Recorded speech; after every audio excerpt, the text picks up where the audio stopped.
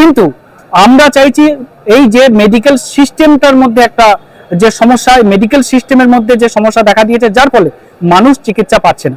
আজকে hunger strike করছে তারা, আজকে ধরুন প্রায় 40 ঘন্টার কাছাকাছি তারা হাঙ্গার স্ট্রাইক করছে। যদি কিছুক্ষণের মধ্যে বা আজকের মধ্যে বা কালকের মধ্যে যদি আবার এই ডাক্তারবাবুদের মধ্যে কারোর একজনের দুর্ঘটনা ঘটে যায়, তাহলে পুনরায় এরা আবার কর্মবিরতি করবে না, এর কোনো মানে নেই।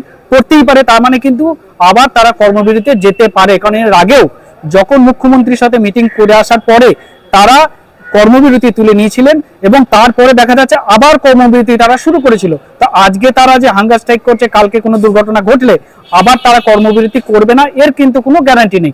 তাই আমরা আদালতের কাছে প্রশ্ন করেছিলাম এবং আমরা আবেদন জানিয়েছিলাম যে ডাক্তারদের, জুনিয়র ডাক্তারদের সমস্ত মেডিকেল সিস্টেমের উপরে এমন একটা অর্ডার দিতে, যে অর্ডারটা কোনো ডাক্তারবাবু এবং যারা এসেন্সিয়াল সার্ভিসের সাথে যুক্ত তারা কর্মবিরতি রেখে কোনো আন্দোলন করতে যাতে না পারে, এমন কোনো নির্দিষ্টভাবে অর্ডার দেওয়া হোক।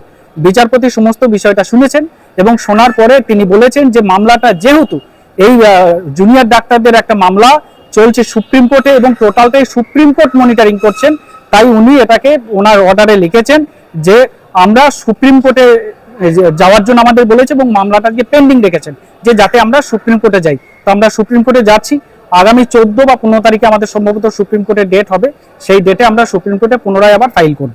দেখুন, ডাক্তারবাবুদের আমরা প্রথমে দেখেছিলাম 3 দফা, 5 দফা, 10 দফা, কন্টিনিউ দফা কিন্তু বেড়ে যাচ্ছে, যার ফলে আমাদের যেটা মনে হয়েছে একজন সামাজিক সংগঠক হিসেবে আমাদের যেটা মনে হয়েছে ডাক্তারবাবুদের উদ্দেশ্য দাবি মেটানো নয়, ডাক্তারবাবুদের উদ্দেশ্য কোন একটা রাজনৈতিক দলের হয়ে তাদের পাবলিসিটি করা এবং প্রমোশন করা, না হলে পুজোর মতো একটা অকেশন, সেই অকেশনের মধ্যে তারা হাঙ্গার স্ট্রাইক করতে পারতো না। এবং আমরা আজকে জানতে পেরেছি যে আজকে নাকি সিনিয়র ডাক্তারবাবুরাও সেখানে হাঙ্গার স্ট্রাইকে বসবেন এবং এটাও জানতে পারছি যারা যে পরিবারের সাথে ঘটনা ঘটেছে সেই পরিবারের মা বাবাও সম্ভবত এই 4 দিন তারা হাঙ্গার স্ট্রাইকের মধ্যে বসবেন। তার মানে যাই কিছু করুক না কেন মেডিকেল সিস্টেমের বিরুদ্ধে যাচ্ছে, সাধারণ গরিব মানুষের বিরুদ্ধে যাচ্ছে। এরা যত হাঙ্গার স্ট্রাইক করুক বা কর্মবিরতি করুক, যেটাই করবে সেটাই কিন্তু গরিব মানুষ চিকিৎসা থেকে বঞ্চিত হবে। আমরা মামলায় দাবি করছি যে চিকিৎসা যাতে মানুষ পায়, চিকিৎসার উপরে যাতে বিঘ্ন না আসে। যেমন কর্মবিরতি করেও যেমন চিকিৎসা থেকে বিঘ্নিত করা হয়েছে মানুষকে, এই হাঙ্গার স্ট্রাইকের মধ্যেও সেই একই সিস্টেম, জিনিসটা আলাদা, নামটা পরিবর্তন হয়ে গেল, কিন্তু মানুষ চিকিৎসা থেকে বঞ্চিত হচ্ছে। না না, আমরা কোনো রাজনৈতিক দলের হয়ে করছি না। আমাদের যে পিটিশন মামলাটা আছে আপনারা পড়ে দেখবেন, সেখানে আমরা রাজ্য সরকারের যে কটা ফল্ট আছে আমরা সেই রাজ্য সরকারের ফল্টগুলো যেমন তুলে ধরেছি, জুনিয়র ডাক্তারদের যা সমস্যাগুলো বা ডাক্তার অ্যাসোসিয়েশন, ডাক্তার ফ্রম, আমরা সবার আগে যেটা আমরা 3টে মূলত আমরা দাবি রেখেছি এখানে। দেখুন, নাম্বার 1 যে তারা এই যে কর্মবিরতি করছে এই কর্মবিরতিটা যাতে না করে, কারণ এটা এসেন্সিয়াল সার্ভিস। নাম্বার 2, এই যে West Bengal junior doctor front যে অর্গানাইজেশনটা তারা বানিয়েছে, এই অর্গানাইজেশনের নামে তারা বাজার থেকে প্রচুর টাকা তুলছে।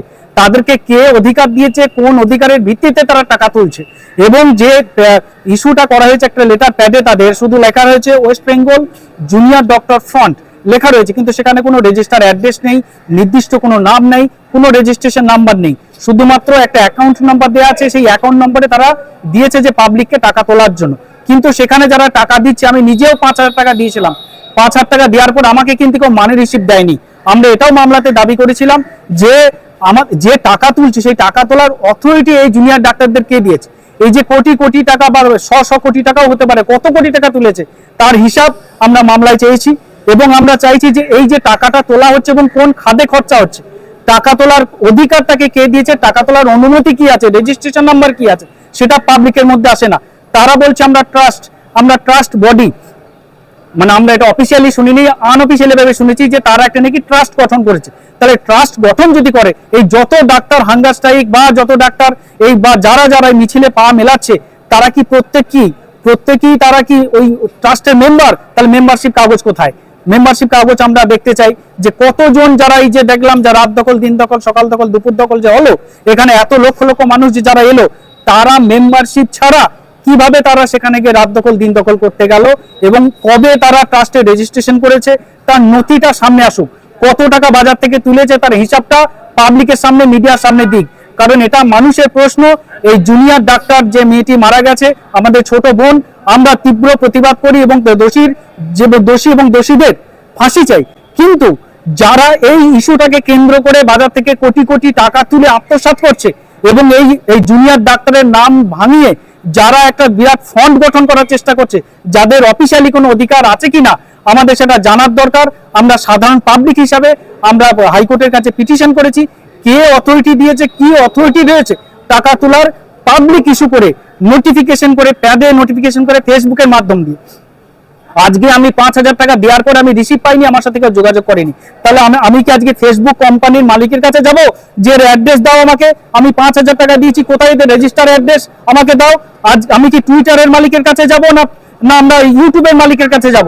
যেখানে শুধুমাত্র তারা পাবলিসিটি করে, তারা নোটিফিকেশন ছেড়ে টাকা চাইছে, এই টাকা তোলার অধিকার আছে কিনা আমরা সেটাও হাইকোর্টের কাছে জানতে চেয়েছি। মহামান্য হাইকোর্ট সেটাকে সুপ্রিম কোর্টের কাছে বলেছে, যেহেতু পেন্ডিং সুপ্রিম কোর্টে যাওয়ার জন্য আমাদের বলেছেন, আমরা সুপ্রিম কোর্টে যাচ্ছি।